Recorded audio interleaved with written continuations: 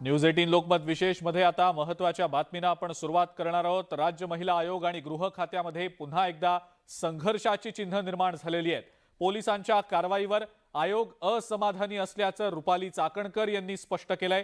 रोशनी शिंदे प्रकरणी ठाणे पोलिसांनी राज्य महिला आयोगाच्या कार्यालयात तपास अहवाल सादर केलेला होता।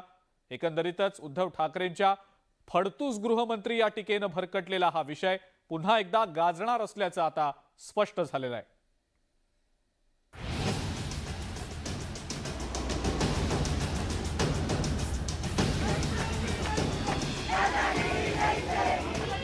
ठाकरे गटातल्या पदाधिकारी रोशनी शिंदेंना सोमवारी संध्याकाळी शिवसेनेच्या 15 ते 20 महिला कार्यकर्त्यांनी मारहाण केल्याच्या आरोपानंतर राजकारण चांगलंच पेटलं। पोलीस स्टेशन ते राज्य महिला आयोग असा या प्रकरणाचा प्रवास झालाय। तर त्याआधी गरोदर असलेल्या रोशनी शिंदेंना मारहाण झाल्याचा आरोप करत ठाकरे गटानं या मुद्द्याचा राजकीय फायदा उचलण्याचाही प्रयत्न केला। मात्र वैद्यकीय तपासणीत रोशनी शिंदे गरोदर नसल्याचं स्पष्ट झालं। त्यामुळे ठाकरे गटाला बॅकफूटवर जाण्याची वेळ येत असल्याचं लक्षात येताच उपमुख्यमंत्री देवेंद्र फडणवीस यांच्यावर फडतूस गृहमंत्री असल्याचा आरोप उद्धव ठाकरेंनी केला। त्यानंतर शिवसेनेसोबतचा संघर्ष मागे पडून भाजप आणि ठाकरे गट आमने सामने आले। शिवसेनेच्या खासदार भावना गवळींनी या प्रकरणी थेट केंद्रीय गृहमंत्री अमित शहा यांनाच निवेदन दिलं। अमित शहा साहेब आज त्यांच्या व्यस्त कार्यक्रमामध्ये पक्षाच्या असल्यामुळे त्या ठिकाणी त्यांची भेट होऊ शकली नाही, पण त्यांच्या ऑफिसला जाऊन शेवाळे साहेब असतील, आमचे खासदार बारणे जी होते, भाजपाचे धनुभाऊ होते आणि अशा 4-5 खासदारांनी, तुमाने जी होते, आम्ही या सगळ्या खासदारांनी ते निवेदन दिलेलं आहे आणि त्यांच्या ऑफिसकडनं हे सांगितलं गेलेलं आहे की साहेबांपर्यंत निवेदन तुमचं आम्ही पोहोचवणार आहोत। राज्य महिला आयोगानं रोशनी शिंदे प्रकरणामध्ये लक्ष घातल्यानं आता हे प्रकरण लवकरच शमणार नसल्याचं स्पष्ट झालंय। या प्रकरणाची सत्यता समोर आणावी अशी मागणी शिवसेनेनं केलेली आहे। महिला आयोगाचं आम्ही स्वागतच करू की त्यांनी या प्रकरणात लक्ष घातलंय आणि आमची पण मागणी आहे की लवकरात लवकर सत्यता लोकांसमोर यावी म्हणून।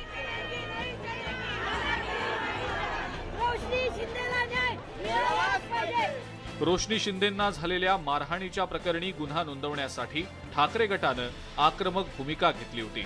उद्धव ठाकरेंनी हॉस्पिटलमध्ये जात रोशनी शिंदेंची भेट घेतली आणि या प्रकरणी पोलिसांवर दबाव असल्याचा आरोप ठाकरे गटानं केलाय। कार्यकर्त्यांमधील संघर्षाचा फायदा घेण्यासाठी राजकीय पक्ष नेहमीच पुढाकार घेत असतात। मात्र त्यातलं सत्य समोर आल्यानंतर त्या प्रकरणाचा फोकस वेगळीकडेच नेण्याची ही राजकीय पद्धत राजकारणाला शोभणारी नाही, हेही तितकंच खरं। Bureau report, news 18 Lokmat. Navneet Rana आणि ठाकरे यांच्यातला राजकीय संघर्ष हा सर्वश्रुत आहे। गेल्या काही दिवसांपासून नवनीत राणा सातत्यानं ठाकरेंना लक्ष करतायत, पण हनुमान जयंतीला नवनीत राणांनी साश्रू नयनांनी त्यांच्या तुरुंगवारीचा अनुभव कथन केलं, ठाकरेंवरही निशाणा साधला आणि त्यामुळे राणांचे ठाकरेंवरील एकतर्फी हल्ले आता आणखी तीव्र झाल्याचं पाहायला मिळतंय। हनुमानाचं नाव पुन्हा ठाकरेंवर घाव, ठाकरेंच्या रूपात अत्याचारी सीएम पाहिले, नवनीत राणांचा उद्धव ठाकरेंवर निशाणा, राणा विरुद्ध ठाकरे संघर्ष पेटण्याची शक्यता। अमरावतीच्या खासदार नवनीत राणांनी पुन्हा एकदा ठाकरेंना लक्ष केलंय। हनुमान जयंतीच्या निमित्तानं राणांनी गुरुवारी अमरावतीमध्ये सामूहिक हनुमान चालीसा पठण केलं। हनुमान चालीसा पठणाच्या वेळेला मोठ्या संख्येनं नागरिकांनी गर्दी केली होती। हनुमान चालीसा पठण केलं म्हणून मला ठाकरेंनी तुरुंगात टाकलेलं सांगताना त्यांना अश्रूही अनावर झाले, पण जेलमधील आपबीती सांगतानाच राणांनी पुन्हा एकदा ठाकरेंवर निशाणा साधला। हात मागे ठेवून मी विचार करत होते की पूर्ण आयुष्यामध्ये मी अशी कोणती चूक केली की अशी सरकार माझ्या राज्याला आणि अत्याचारी मुख्यमंत्री आमच्या महाराष्ट्राला लाभला। जेव्हा कोर्टात गेलो, तुम्हाला सगळं सांगणं खूप आवश्यक आहे कारण तुम्ही माझे परिवार, माझा कुटुंब आहे। मी एक गोष्टी सांगून देते उद्धव ठाकरेजी, तुमचा विश्वास, जो घमंड, जो एटीट्यूड, राम भगवान ने तो अच्छे अच्छों का घमंड मत्ती में मिला दिया। तुम कौन से खेत के मूली हैं? नवनीत राणा आणि ठाकरेंमधला संघर्ष सर्वश्रुत आहे. आता नवनीत राणांच्या या टीकेला ठाकरे गटातूनही जोरदार प्रत्युत्तर दिलं गेलंय. ज्यांना हनुमान चालीसा समोर ठेवून नीट वाचता येत नाही त्यांनी मला वाटतं उद्धवजी ठाकरे साहेबांना शिकवणं त्याचा त्यांनी विचार केला पाहिजे. मातोश्रीच्या समोर बॅनर लावणं असो किंवा मग ठाकरेंविरोधात ट्विट करणं असो, नवनीत राणा सातत्यानं उद्धव ठाकरेंवर टीका करतायत. पण आतापर्यंत उद्धव ठाकरेंनी थेटपणे राणांना उत्तर दिलेलं नाही. पण आता राणांनी उद्धव ठाकरेंवर शेलक्या भाषेत निशाणा साधल्यानं यावर ठाकरे काही प्रत्युत्तर देतात का हे पाहणं महत्वाचं ठरेल. Bureau report, news 18 Lokmat.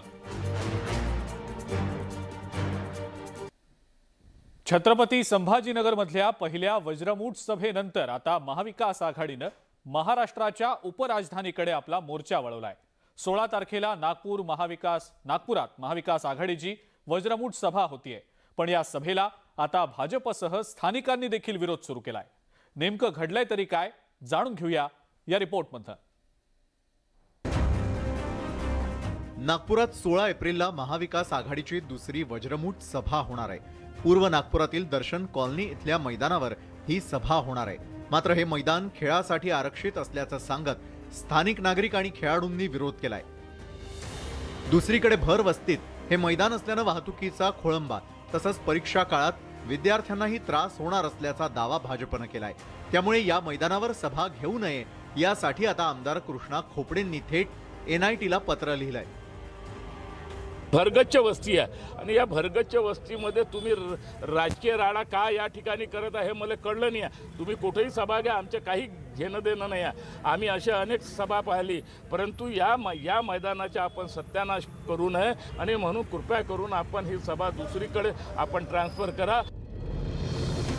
उपमुख्यमंत्री देवेंद्र फडणवीस यांच्या होम पिचवर होणारी ही सभा महाविकास आघाडीसाठी खूप महत्वाची आहे. उद्धव ठाकरे आणि अजित पवार यांनी नागपूरच्या सभेत भाजपची पोलखोल करण्याचे संकेत दिले आहेत. त्यामुळे भाजपचा विरोध असला तरी सभा घेण्यावर महाविकास आघाडी ठाम आहे. पण स्थानिकांचा विरोध पाहता काँग्रेसनेही पर्यायी मैदानाची चाचपणी करण्याची तयारी दाखवली आहे. जनतेचा विरोध असेल तर दुसरं करू. नागपूरला काही ग्राउंडची काही कमी नाही आहे. पण एक अजून तुम्हाला एक मोठी बातमी देतो. 20 ते 25च्या दरम्यानमध्ये राहुल गांधी, प्रियंका गांधी किंवा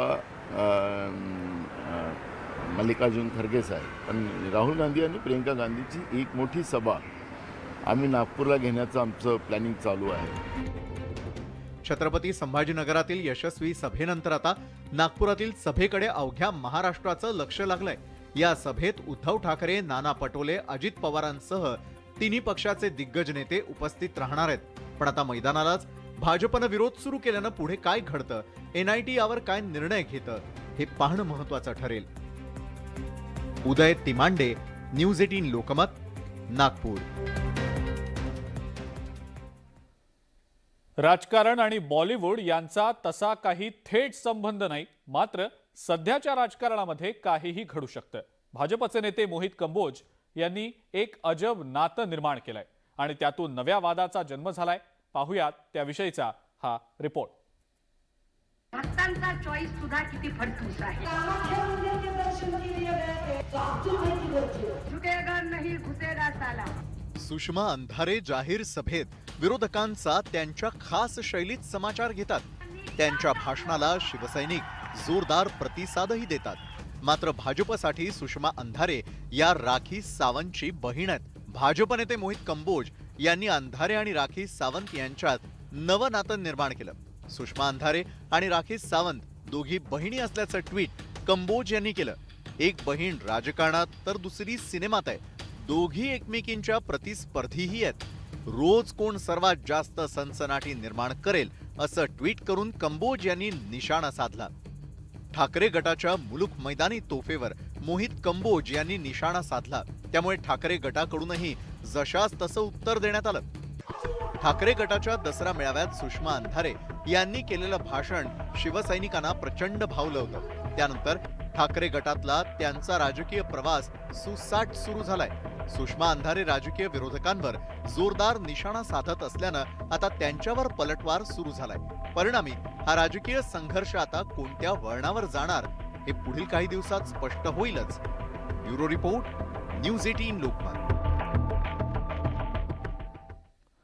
ग्रामपंचायतीपासून संसदेपर्यंत झेंडा फडकवणाऱ्या भाजपनं 44व्या वर्षामध्ये पदार्पण केलंय। गेल्या 43 वर्षामध्ये भाजपनं अनेक चढउतार पाहिले, मात्र एकनिष्ठ कार्यकर्ते आणि सक्षम नेतृत्वाच्या जोरावर भाजपनं 2019 मध्ये ऐतिहासिक असा विजय मिळवला। निवडणुकीमध्ये दिलेली आश्वासनं पूर्ण करणारा पक्ष अशी आता भाजपची ओळख निर्माण झालेली आहे।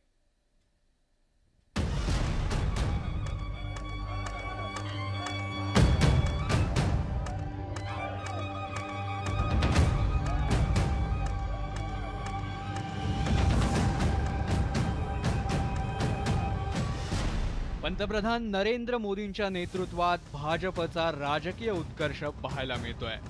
लोकसभेसह अनेक राज्यातली सत्ता भाजपनं मिळवली आहे, मात्र हा प्रवास सोपा नव्हता। 6 एप्रिल 1980 मध्ये भाजपची स्थापना झाली। अटल बिहारी वाजपेयी पक्षाचे पहिले अध्यक्ष बनले। पक्षाची स्थापना झाल्यानंतर 1984 मध्ये भाजप पहिल्यांदाच लोकसभेच्या निवडणुकीला सामोरा गेला। मात्र इंदिरा गांधींच्या हत्येमुळे निर्माण झालेल्या सहानुभूतीच्या लाटेत भाजपचा पालापाचोळा झाला। 1984च्या लोकसभा निवडणुकीत भाजपला अवघ्या 2 जागा मिळाल्या। 1989 मध्ये भाजपनं बोफोर्सचा मुद्दा हाती घेतला। परिणामी 1989च्या निवडणुकीत भाजपला 85 जागा मिळाल्या। याच वर्षी भाजपनं राम जन्मभूमी आंदोलनाला पाठिंबा दिला। लालकृष्ण अडवाणींनी सोमनाथहून रथयात्रेला सुरुवात केली। परिणामी 1991 मध्ये पक्षाच्या जागा 120 पर्यंत वाढल्या, तर 1996 मध्ये लोकसभेच्या 161 जागा जिंकून भाजप सिंगल लार्जेस्ट पार्टी ठरली। अटल बिहारी वाजपेयींनी पंतप्रधान पदाची शपथ घेतली, मात्र हे सरकार 13 दिवस टिकलं। 1998 मध्ये मध्यावधी निवडणुका झाल्या। भाजपनं पुन्हा सरकार स्थापन केलं, मात्र अण्णा द्रमुकनं पाठिंबा मागे घेतल्यानं 13 महिन्यात सरकार कोसळलं। 1999 मध्ये झालेल्या लोकसभा निवडणुकीत मात्र भाजपनं 183 जागा जिंकल्या आणि अटल बिहारी वाजपेयींनी एनडीएचं सरकार 5 वर्ष यशस्वीपणे चालवलं। भाजपा ने लोकतंत्र की कोख से जन्म लिया। भाजपा लोकतंत्र के अमृत से पोषित है और भाजपा देश के लोकतंत्र को, देश के संविधान को मजबूत करते हुए समर्पण भाव से दिन रात देश के लिए काम कर रही है। लोकसभेच्या 2004 आणि 2009 मध्ये झालेल्या निवडणुकीत भाजपचा पराभव झाला। मात्र 2014 मध्ये भाजपनं नरेंद्र मोदींच्या नेतृत्वात झंझावती प्रचार केला। काँग्रेसच्या राजवटीला कंटाळलेल्या मतदारांना भाजपची अच्छे दिनची टॅगलाईन चांगलीच भावली। भाजपनं 282 जागा जिंकल्या आणि त्यानंतर 2019च्या निवडणुकीत मतदारांनी पुन्हा भाजपवर विश्वास दाखवला। भाजपनं 303 जागा जिंकून इतिहास रचला। नरेंद्र मोदींनी सलग दुसऱ्यांदा पंतप्रधान पदाची शपथ घेतली। माननीय मोदीजींच्या नेतृत्वामध्ये नव भारताचं नव सरकार हे आपण त्या ठिकाणी बघितलं, जे 2014 पासून महाराष्ट्राला, देशाला बदलत आहे। आज जगातला सगळ्यात मोठा पक्ष म्हणून भारतीय जनता पक्ष आज या ठिकाणी अस्तित्वात आला। भाजपनं फक्त हिंदी बेल्टच नव्हे तर दक्षिणेत आणि ईशान्य भारतातही झेंडा फडकवला। उच्चवर्णीयांचा पक्ष ही ओळख भाजपनं कधीच पुसून टाकली आहे। सगळ्या जाती धर्माचे कार्यकर्ते आणि नेते यांनी एक दिलानं कष्ट घेतल्यानं भाजपला देशभरात चौफेर यश मिळत असल्याचंही स्पष्ट होत आहे। 303 वरती झेप घेतली आहे। ही प्रगती अतिशय कौतुकास्पद आहे, अभिमानास्पद आहे। भाजपनं जनहिताच्या कामांसोबतच आश्वासनं पूर्ण करण्यावरही भर दिलाय। राम मंदिराचं काम पूर्णत्वास गेलंय, तर कलम 370 हटवून सरकारनं ताकद दाखवून दिली। सर्जिकल स्ट्राईकच्या माध्यमातून आत्ताचा भारत हा घरात घुसून मारणारा असल्याचा संदेश देण्यातही सरकार यशस्वी ठरलाय। काश्मीरमधल्या दहशतवादी कारवाया मोठ्या प्रमाणात घडल्या. डोकलाममध्ये भारतानं चीनला माघार घ्यायला लावली. एकंदरीतच सशक्त भारतासाठी भाजपची वाटचाल सुरू असल्याचं या सगळ्या घडामोडींवरून स्पष्ट होत आहे. Bureau report, news 18 Lokmat. अहमदनगरमधल्या संगमनेरमध्ये हनुमान जयंतीला हनुमानाचा रथ ओढण्याचा मान महिलांना असतो. ब्रिटिश काळापासून ही परंपरा चालत आलेली आहे. पाहुयात याच संदर्भातला हा स्पेशल रिपोर्ट.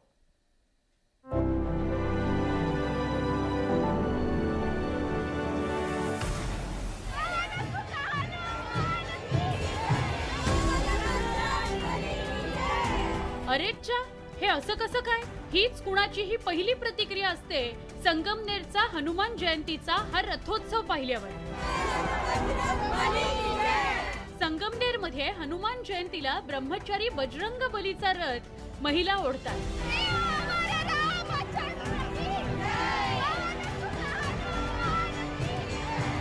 ब्रिटिश काळापासून ही परंपरा सुरू आहे.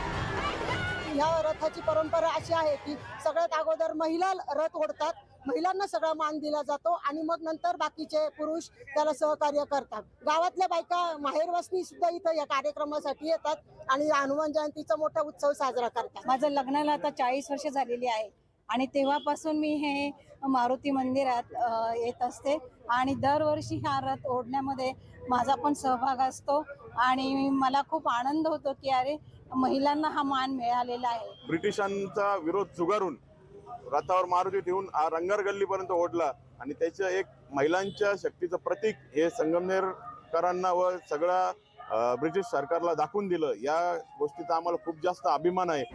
1929 मध्ये महिलांनी रथ ओढत संतवाड्याच्या पुढे नेला, पण ब्रिटिशांनी अडवला. 2 महिने रथ रंगार गल्लीतच उभा होता. सरते शेवटी ब्रिटिशांनी माघार घेतली आणि परंपरा सुरू ठेवण्याचं वचन दिलं.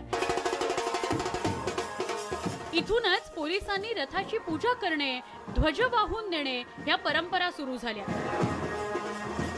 पोलीस सर्व धर्मीय सहिष्णुता, सर्व धर्म समभाव सांभाळतात. पोलीस कायदा आणि सुव्यवस्था देखील सांभाळतात. त्याचप्रमाणे पोलीस सांस्कृतिक आणि धार्मिक कार्यक्रमामध्ये देखील सहभागी असतात. याबद्दल मला खरंच आनंद होतोय.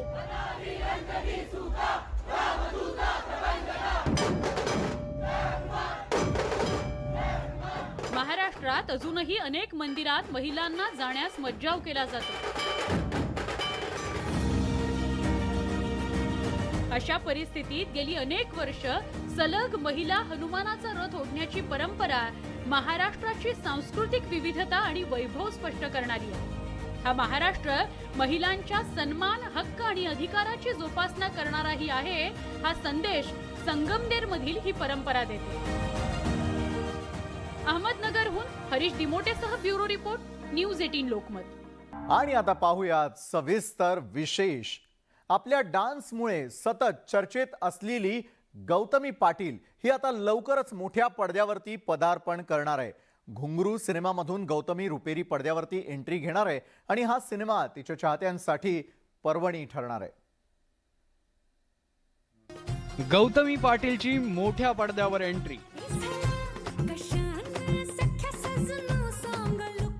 घुंगरू सिनेमात साकारणार भूमिका.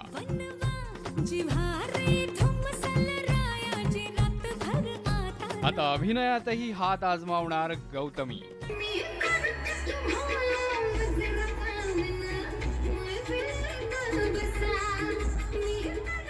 महाराष्ट्रात सध्या नृत्यांगना गौतमी पाटीलची प्रचंड क्रेज आहे.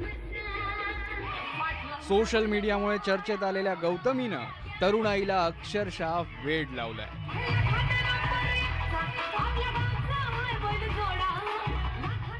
गौतमीचा कार्यक्रम म्हटलं की गर्दी हमखास.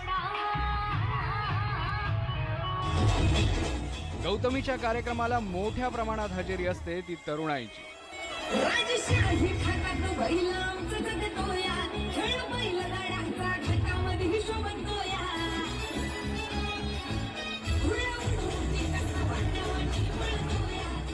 या तरुणाईला गौतमीच्या डान्सनं भुरळ घातली आहे.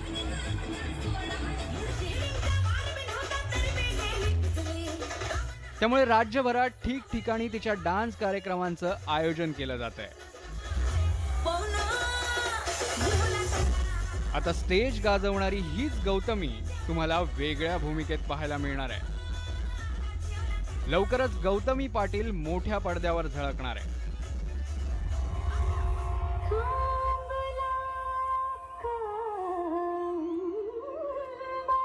घुंगरू नावाच्या सिनेमात गौतमी भूमिका साकारणार आहे. एका नृत्यांगनेच्या जीवनावर आधारित हा सिनेमा असून गौतमी त्यात नृत्यांगनेचीच भूमिका साकारते आहे आणि खुद्द गौतमीनंच याचा खुलासा केलाय. जे माझ्यासोबत कलाकार होते सगळे माझे पिक्चरचे घुंगरू चित्रपटातले, त्यांनी सगळ्यांनीच खूप समजून घेतलं आणि ॲक्टिंगच्या बाबतीत मला सांगितलं खूप काही गोष्टी. मी एक डान्सर आहे. हां, डान्सर आहे मी. बरोबर. हां, त्यात नाही शोचं नाही काय. हां, म्हणजे कलाकारावरनंच मूवी येतो, तुम्ही बघतालच. नृत्याच्या खास शैलीमुळे गौतमी पाटील चर्चेत आली. वाढत्या प्रसिद्धीमुळे आता गौतमीला रुपेरी पडद्यावर पदार्पणाची संधी मिळाली आहे. पण आगामी काळात तिला समाजसेवा करण्याचीही इच्छा आहे. तसंच ती डान्स क्लास सुरू करण्याच्या विचारात आहे.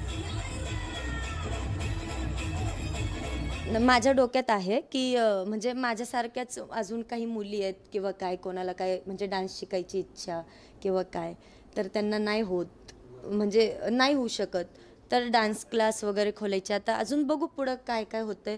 आता ही माझीच सुरुवात आहे. करेल, नक्की करेल. आजवर गौतमीला स्टेजवर डान्स करताना तिचे चाहते पाहत आले, पण आता ती मोठ्या पडद्यावरही अभिनय करताना दिसणार आहे.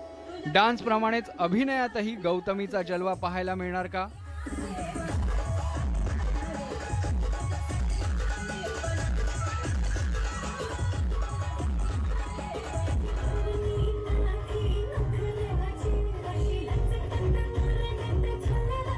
तसंच डान्स प्रमाणे अभिनयातही तिला तुफान यश मिळणार का, हे आता घुंगरू सिनेमा प्रदर्शित झाल्यानंतरच स्पष्ट होईल. Bureau report, news 18 Lokmat.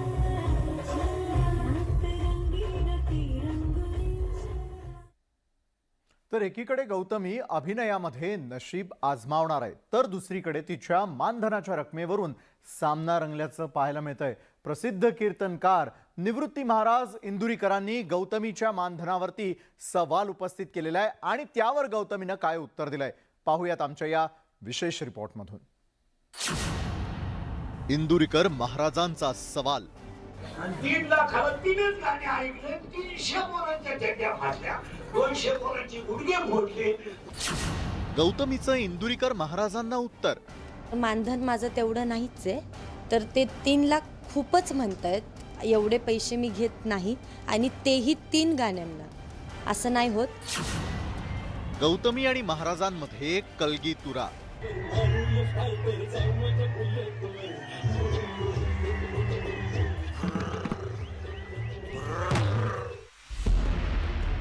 Dancer Gautami Patil आणि प्रसिद्ध कीर्तनकार निवृत्ती महाराज इंदुरीकरांमध्ये वाद रंगल्याचं पाहायला मिळत आहे. समाजाच्या बदललेल्या मानसिकतेवरती भाष्य करताना कीर्तनकार इंदुरीकर महाराजांनी गौतमी पाटीलचं उदाहरण दिलं होतं. तसंच गौतमी पाटील 3 गाण्यांसाठी 3 लाख रुपये घेते, मात्र आम्हाला टाळ वाजवून काही मिळत नाही, अशी खोचक टीका इंदुरीकर महाराजांनी केली होती. कीर्तनकाराला 5,000 मागितले का? काय खरं आहे त्यांचं? फार लुटली जनता. आणि 3 लाखाला 3च गाणे ऐकले, 300 पोरांच्या चड्ड्या फाटल्या, 200 पोरांची गुडघे मोडले, मारामाऱ्या झाल्या, कुदाकुद्या झाल्या, शब्दही कुणी बोलायचं नाही. इंदुरीकर महाराजांच्या टीकेमुळे गौतमी पाटीलचं मानधन चर्चेत आलं होतं. गौतमी लाखो रुपये बिदागी घेतल्याचा दावा केला जात होता, मात्र आता गौतमीनंच आपल्या मानधनावरती हा खुलासा केलाय. मानधनावरनं विषय चाललाय, तर मानधन माझं तेवढं नाहीच आहे, तर ते 3 लाख खूपच म्हणतायत. एवढे पैसे मी घेत नाही आणि तेही 3 गाण्यांना. असं नाही होत. मी पण त्यांची फॅन आहे. त्यांना कोणी काही सांगितलं असेल किंवा काय, तर मला त्यांना म्हणजे बस एवढंच की काही माझं एवढं मानधन नाही आहे, कमी आहे मानधन. गौतमी पाटीलनं आपल्या मानधनावरती खुलासा केला असला तरी तिनं इंदुरीकर महाराजांवरती टीका करणं टाळलं. मात्र इंदुरीकरांवरचा मोठा चाहता वर्ग असल्याचं सांगत तिनं इंदुरीकरांच्या कीर्तनाच्या संख्येवर अप्रत्यक्षपणे अंगुली निर्देश केलाय. कारण निवृत्ती महाराजांच्या कीर्तनाच्या 1.5 ते 2 वर्षांच्या तारखा बुक झाल्याचं बोललं जातं. असं नाही, महाराजांना म्हणजे मी पण त्यांची फॅन आहे आणि असं नाही की माझंच महाराजांवर पण तेवढंच प्रेम आहे प्रेक्षकांचं. आज त्यांना पण खूप लोक म्हणजे एवढं मानतात.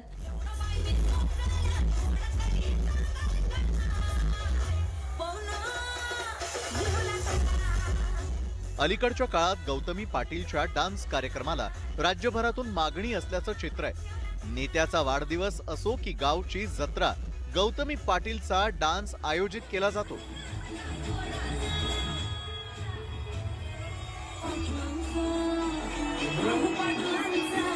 आणि गौतमीच्या कार्यक्रमात तरुणाई बेफाम होऊन नाचते.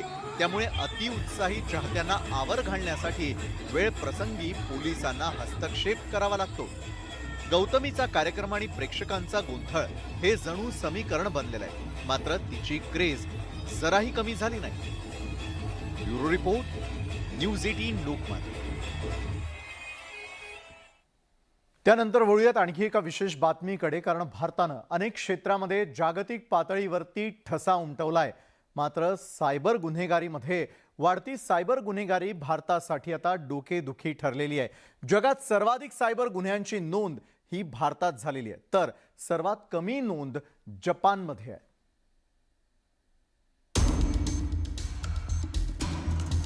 जमतारा वेब सिरीज ऑनलाईन फसवणुकीच्या घटनांवर आधारित होती. OTPच्या नावाखाली कसा लोकांना गंडा घातला जातो, बँकेचं अकाउंट बंद होईल, नोकरी लावून देतो, पैसे दुप्पट करून देतो, लॉटरी लागली अशी विविध आमिष दाखवून सायबर गुन्हेगार लोकांची हातोहात फसवणूक करतात. पण आता सायबर गुन्हेगारांनी आपली मोडस ऑपरेंडी बदलली आहे. भारतात ऑनलाईन फसवणुकीच्या गुन्ह्यात मोठ्या प्रमाणात वाढ झाली आहे. सर्वसामान्य लोक सायबर गुन्हेगारांच्या आमिषाला बळी पडतात आणि त्यामुळेच सायबर गुन्हेगारीमध्ये जगात भारत देश पहिल्या क्रमांकावर पोहोचलाय. आणि विशेष म्हणजे ऑनलाईन युजर्समध्येही भारत जगाच्या अग्रस्थानी आहे. तर डिजिटायझेशनमुळे ऑनलाईन युजर्सची संख्या दिवसेंदिवस वाढतीये, पण त्यामुळे सायबर गुन्हेगारांचं चांगलंच फावत आहे. भारतात ऑनलाईन युजर्सपैकी तब्बल 68% युजर्सना ऑनलाईन फसवणुकीचा फटका बसलाय.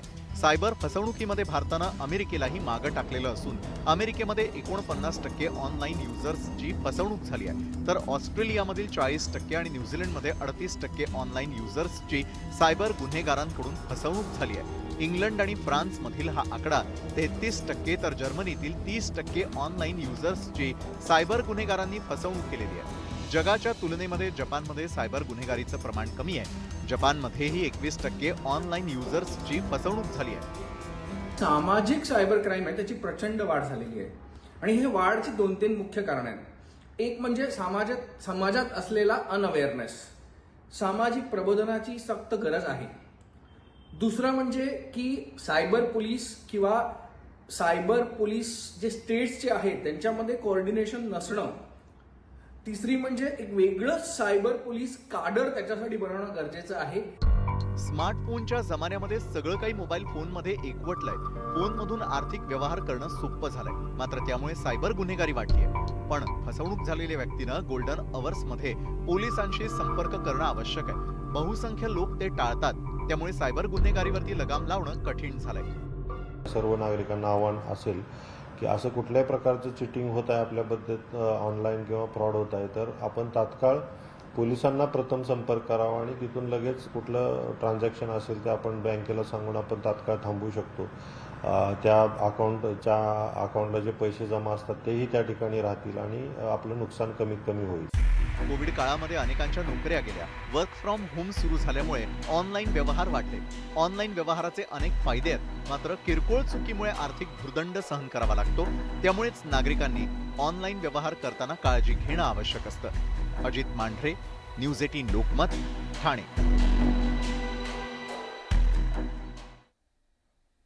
बरं, घोटाळा आणि फाईल्सचं नातं तसं वेगळंच असतं, कारण घोटाळ्याचा सर्व रेकॉर्ड फाईल्समध्ये असतो आणि फाईलच उपलब्ध झाली नाही तर घोटाळा दाबला जातो. पिंपरी चिंचवड महापालिकेमध्ये तब्बल 4,000 कोटी रुपयांच्या फाईल्सचा रेकॉर्डच उपलब्ध नसल्याचं RTI मध्ये आता उघड झालंय. पाहूयात याच संदर्भातला आमचा विशेष रिपोर्ट. पिंपरी चिंचवडमध्ये पालिका फाईल्स. फाईलला पाय, कुणाचा हात? 4,000 कोटींच्या फाईल्सचा रेकॉर्ड गायब करण्याचा अनोखा रेकॉर्ड. फाईल्स गायब, कुणाचा चमत्कार? पिंपरी चिंचवड महापालिकेच्या स्थापनेपासून म्हणजेच गेल्या 40 वर्षात केलेल्या विकास कामांच्या फाईल्स गायब झाल्या. त्यामुळे तब्बल 4,000 कोटी रुपयांवर पाणी सोडावं लागणार आहे. या प्रकरणी RTI कार्यकर्त्यांनी गंभीर आरोप केलाय. जर बिल कामच केले नसेल तर बिल आणणार कुठून? म्हणजे मोडस ऑपरंटी ही आहे की सपोज 4 कोटी रुपयाचं जर काम केलेलं असेल तर ते 4 कोटी योग्य ठिकाणी मार्गी लावण्यासाठी ते 4 कोटी रुपयाची बिलं तर पाहिजे यांच्याकडे ती बिलच उपलब्ध नाहीत. याचा अर्थ यांनी थेट भ्रष्टाचार केलेला आहे असा माझा आरोप आहे. धक्कादायक बाब म्हणजे महापालिकेच्या 33 विभाग प्रमुखांनी दिलेल्या माहितीवर अदा केलेल्या बिलाबाबत लेखा विभागाकडून आक्षेप घेण्यात आले. लेखा अधिनियमातील तरतुदीनुसार वसूल पात्र रक्कम तात्काळ वसूल करण्याची जबाबदारी ही महानगरपालिका आयुक्तांची असते. मात्र पिंपरी चिंचवड महानगरपालिकेतील अशी 1,000 कोटींची अधिक रक्कम अद्यापही वसूल केल्या गेली नाही. या प्रकरणातली अत्यंत गंभीर बाब आहे. 1982 ते 2017 दरम्यान करण्यात आलेल्या ऑडिटमध्ये सुमारे 42,000 आक्षेप नोंदवण्यात आले. महापालिकेनं ऑडिट केल्यानंतर लेखा विभागानं दिलेल्या माहितीवर एक नजर टाकूयात. अनेक कामात अनियमितता, कागदपत्र आणि रेकॉर्ड उपलब्ध करून दिला नसल्याचा ठपका ठेवण्यात आलाय. एकूण आक्षेपाधीन रक्कम 387 कोटी इतकी आहे. गंभीर अनियमितता प्रकरणातील वसूलपात्र रक्कम 1,200 कोटी तर थेट वसूलपात्र रक्कम 107 कोटी असल्याचं लेखा विभागानं सांगितलंय. आणि रेकॉर्ड उपलब्ध झालं नसल्यानं प्रलंबित रक्कम तब्बल 4,000 कोटी इतकी आहे. तर थकीत रक्कम वसूल करण्याची नैतिक जबाबदारी घेत लवकरच निपटारा करण्याचं आश्वासन प्रशासकीय अधिकाऱ्यांनी दिलंय. तर ते आपण पॅरा कशा पद्धतीने आपण ते क्लिअर करू शकतो आणि त्याचं कंप्लायन्स करू शकतो या संदर्भातचे ते निर्देश दिलेले आहेत. आणि जे काही अतिरिक्त आयुक्त आहेत आपल्याकडे त्यांच्या अधीनस्थ जे विभाग आहेत, आता माझ्याकडे एक 15-16 डिपार्टमेंट आहेत, तर त्याच्या अनुषंगाने मी माझ्याकडे कोणते पॅरा आहेत ते मी ते बघून त्याच्यावरती कारवाई जी आहे ते लवकरात लवकर करेन. राजकीय दबाव आणि आतापर्यंतच्या अधिकाऱ्यांनी रक्कम वसूल करण्याची तसदी घेतली नाही. त्यामुळे थकीत रकमेचा डोंगर तयार झाला. आता या थकीत रकमेची वसुली झाली तर शहराच्या विकासाला हातभार लागेल. गोविंद वाकडे, न्यूज 18 लोकमत, पिंपरी चिंचवड. कोल्हापुरामधल्या निवडणुकीचा रंगच वेगळा असतो. अनेकदा हा रंग वादाचा असतो. राजाराम कारखान्याच्या प्रचारामध्ये त्याचा प्रत्यय येतोय आणि महाडिक आणि सतेज पाटील गटानं प्रचाराची पातळीच सोडली आहे. परिणामी सोशल मीडियावरही जोरदार चिखलफेक सुरू आहे. कंडका कारखान्यात चांगली रिकव्हरी काढायची तर कंडका पाडायचाच.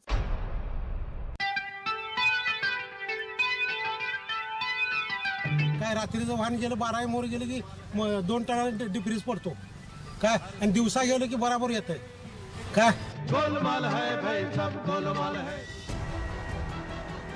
राजाराम कारखाना निवडणुकीच्या प्रचारात सोशल मीडियावर दोन्ही गटाकडून व्हिडिओचा भडीमार सुरू आहे. निवडणूक प्रतिष्ठेची असल्यानं राजकीय संघर्ष टोकाला पोहोचला असून खालच्या पातळीवरची टीका सुद्धा सुरू झाली आहे. सतेज पाटील गटावर चोरीच्या प्रयत्नाचा आरोप करण्यात आलाय. सतेज पाटील गटाचे 29 उमेदवार अपात्र झाल्यानं कारखान्याची कागदपत्र चोरीचा प्रयत्न झाल्याचा आरोप सत्ताधारी गटानं केलाय. कागदपत्र त्या ठिकाणाहून त्यांना हलवायचे असतील ह्या उद्देशाने ते रात्री त्या ठिकाणी आले असतील असा आमचा एक कयास आहे. आणि ह्या सर्व रात्री घडलेल्या प्रकाराचा त्या ठिकाणी आमच्या कारखान्याचे वॉचमॅन होते, वॉचमॅनांनी सुद्धा त्या ठिकाणी त्यांना येण्यासाठी प्रतिबंध घातला, परंतु त्या ठिकाणी दंडुकशाही आणि दादागिरी करून कारखान्यामध्ये त्यांनी प्रवेश केला. सत्ताधाऱ्यांच्या पायाखालची वाळू सरकल्यानं बिनबुडाचे आरोप केले जात असल्याचा पलटवार सतेज पाटील यांनी केला आहे. राजाराम कारखान्यात सत्ताधाऱ्यांचा कणका पाडायचाच असा इरादा घेऊन सतेज पाटील मैदानात उतरलेत. पण चोरीच्या आरोपानं खळबळ उडालेली असल्यानं नेमका कुणाचा कणका पडणार याची उत्सुकता निर्माण झाली आहे. ज्ञानेश्वर काळोखे, न्यूज 18 लोकमत, कोल्हापूर. ब्रेक नंतर आपल्या सगळ्यांचं पुन्हा एकदा स्वागत. पुण्यामध्ये संशयामधून तिघांची हत्या करण्यात आलेली आहे. चारित्र्याच्या संशयामधून पुतण्यानं चुलत काकीची तिच्या 2 मुलांसह हत्या केलेली आहे. आरोपीनं गुन्हा लपवण्यासाठी खून करून मृतदेह जाळून टाकले होते. संशयानं घेतला तिघांचा बळी. पुतण्यानं संपवलं चुलत्याचं कुटुंब. हत्याकांडामुळे पुणे हादरलं.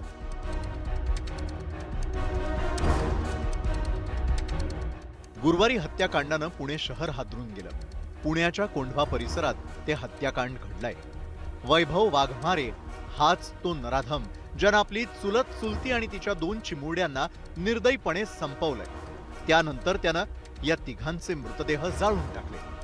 सैतान वैभवनं अत्यंत थंड डोक्यानं हे हत्याकांड घडवून आणलंय. पोलिसांनी दिलेल्या माहितीनुसार वर्षभरापूर्वी आरोपी वैभव वाघमारे आपल्या चुलत चुलतीला लातूरहून पळवून पुण्याला घेऊन आला. पुण्यात तो मोलमजुरी करत होता. मात्र गेल्या काही काळापासून त्याला चुलतीच्या चारित्र्यावर संशय होता. चुलतीचे परपुरुषाशी संबंध असल्याचा त्याला संशय होता. त्याच रागातून त्यानं चुलती आणि तिच्या 2 चिमुरड्यांचा खून केला. खुनाचं कारण संशय आहे. जी मयत महिला आहे तिचे दुसऱ्या पुरुषासोबत अनैतिक संबंध होते असा आरोपीला संशय होता. आपला गुन्हा लपवण्यासाठी आरोपी वैभव वाघमारेनं राहत्या खोलीत 3 मृतदेह पेट्रोल टाकून जाळून टाकले. 10च्या दरम्यान 3 मृतदेह जळालेल्या स्थितीत आढळलेले होते. तसा 112ला कॉल होता. त्यानुसार पोलीस घटनास्थळी पोचले आणि पुढील कायदेशीर कारवाई केलेली. संशयातून नराधम वैभवनं तिघांचा बळी घेतलाय. या प्रकरणी पोलिसांनी बुधवारी रात्री आरोपीच्या मुसक्या आवळल्या. मात्र या हत्याकांडामुळे पुणे शहरात एकच खळबळ उडाली आहे. चंद्रकांत कुंदे, न्यूज 18 लोकमत, पुणे. तर आजच्या न्यूज 18 लोकमत विशेषमध्ये वेळ झाली इथंच थांबण्याची. ताज्या घडामोडींसाठी पाहायला विसरू नका न्यूज 18 लोकमत.